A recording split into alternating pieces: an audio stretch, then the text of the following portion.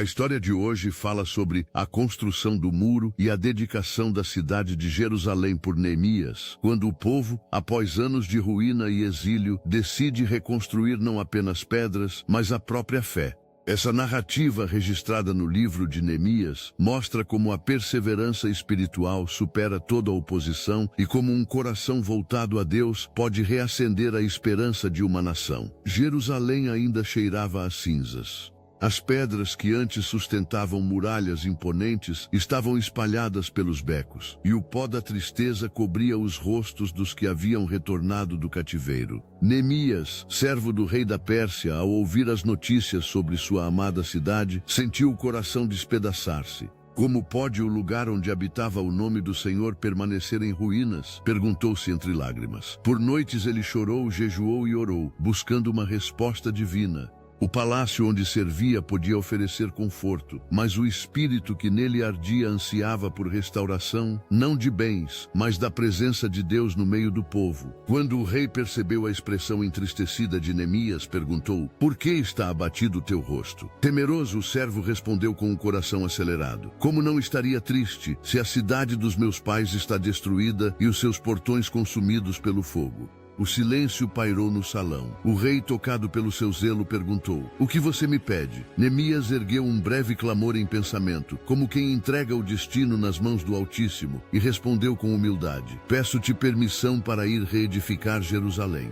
A graça de Deus o acompanhava. O rei não apenas autorizou a viagem, mas concedeu cartas de proteção e recursos para a missão. Assim, Neemias partiu não como um construtor comum, mas como um embaixador da vontade divina. Ao chegar a Jerusalém, Neemias caminhou à noite pelas ruínas. As antigas portas queimadas pareciam lamentar. As pedras cobertas de poeira guardavam ecos de glórias passadas. Ele não falou nada a ninguém. Observava em silêncio, orando: "Senhor, dá-nos força para reconstruir." Na manhã seguinte, convocou os líderes, sacerdotes e trabalhadores. Diante do povo hesitante, proclamou: "Vede a miséria em que estamos. Jerusalém está em ruínas. Venham, edifiquemos o muro, e não seremos mais motivo de vergonha." Aquelas palavras inflamaram corações. Homens simples, sacerdotes, mercadores e famílias inteiras começaram a trabalhar lado a lado, acreditando que o impossível poderia renascer das pedras frias. Mas onde há fé, há resistência. Sanbalat e Tobias, inimigos declarados, zombaram deles. "O que esses fracos judeus estão fazendo? Pensam que ressuscitarão pedras queimadas de entre os montes de entulho?" Neemias apenas ergueu os olhos para o céu e respondeu em oração: "Ouve, ó nosso Deus, pois estamos sendo desprezados. Dá-nos força para continuar." Então organizou o povo em turnos, com metade trabalhando e metade vigiando com lanças. Os sons dos martelos se misturavam às orações, e cada batida no muro era uma afirmação de esperança. Mesmo quando o desânimo ameaçava, Neemias andava entre eles dizendo: "Não temais os inimigos. Lembrai-vos do Senhor, grande e temível." Certa tarde, enquanto colocavam as grandes portas de madeira, um mensageiro chegou com um pergaminho. Era uma armadilha. Sanbalat o chamava para uma suposta reunião em ONU. Neemias leu e, enxergando a cilada, respondeu com firmeza: "Estou fazendo uma grande obra e não posso descer."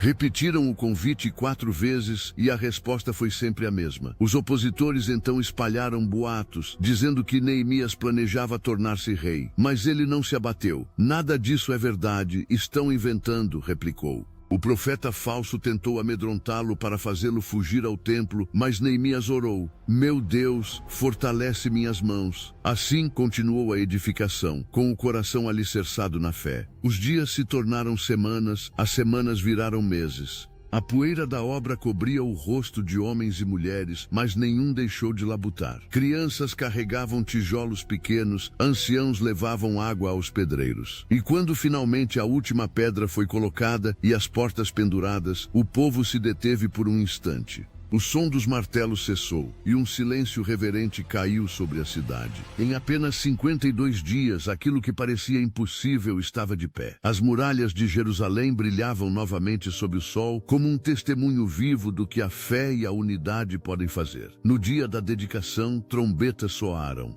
Neemias subiu ao muro com parte dos líderes, enquanto o sacerdote Esdras conduzia um grande coral que entoava cânticos de gratidão. O povo, espalhado pelos telhados e praças, elevava as mãos em oração.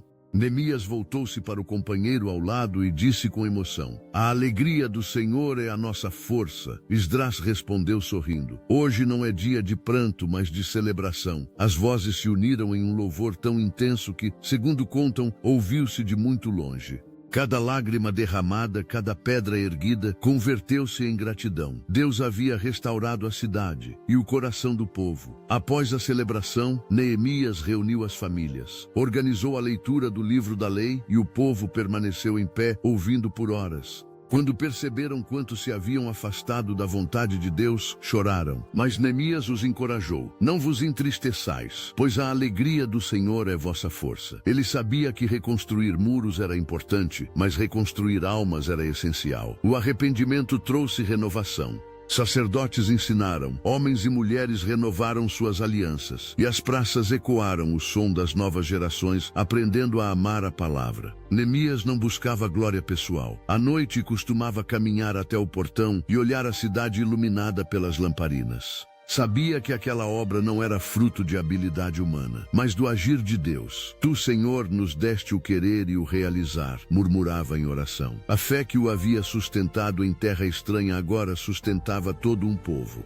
E, sempre que alguém se aproximava com preocupações sobre o futuro, ele respondia com serenidade: "Não tenham medo do amanhã. O Deus que nos trouxe até aqui não nos deixará." Essa história revela mais que a restauração de muros. Mostra que Deus reconstrói vidas quando os corações se dispõem. Neemias enfrentou oposição, mentiras e cansaço, mas cada desafio o levou mais fundo na confiança no Senhor. Hoje também encontramos muros quebrados, lares feridos, sonhos adiados, propósitos esquecidos. Assim como Neemias, somos chamados a olhar para as ruínas com esperança e dizer: "Vamos reconstruir." Quando entregamos nossos planos a Deus, Ele nos dá coragem para recomeçar. Se você se sente desanimado diante de algo que parece impossível, lembre-se de Neemias. Ore, trabalhe, persevere. Deus ainda ergue muralhas, restaura lares e reacende a fé onde tudo parecia perdido. Nenhuma pedra está longe demais para ser tocada por suas mãos. Ele é especialista em reconstruir histórias e fazer florescer o que o tempo derrubou. Confie em Deus e continue edificando, porque Ele é o grande arquiteto da esperança.